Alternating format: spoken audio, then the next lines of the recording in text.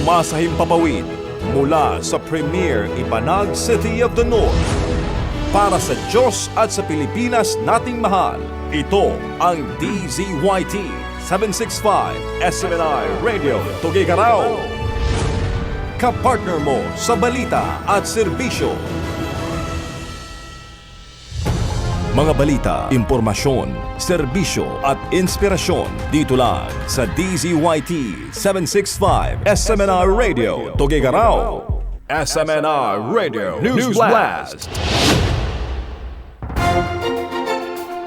Sa iba pa nating mga balita, Kiko Pangilinan at Sharon Cunita maaaring magsampa ng kaso ayon sa abogado ng Brave 18. Maaring maghain ng reklamo si dating Senator Kiko Pangilinan at ang kanyang asawang si Bigastar Sharon Cunita laban sa kampo ng 18 individual na nagpakilalang dating mga bagmen ng dating mambabatas na si Saldico.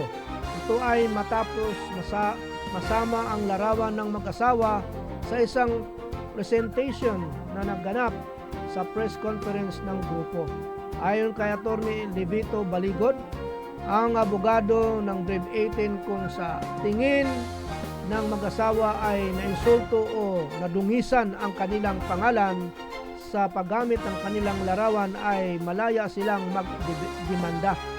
Namin ni Baligod na pagkakamali ng staff ng naghanda ng presentasyon ang pagsasama sa larawan, ngunit tumanggi itong kumpirmahin o itinanggi kung may naganap na transaksyon o deliveries sa mag-asawa.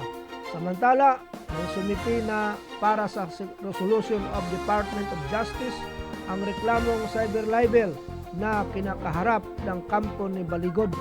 Una anang nahayagang tinawag ni Sharon Cunita na ang sinungaling ang mga taong naglabas ng kanilang larawan.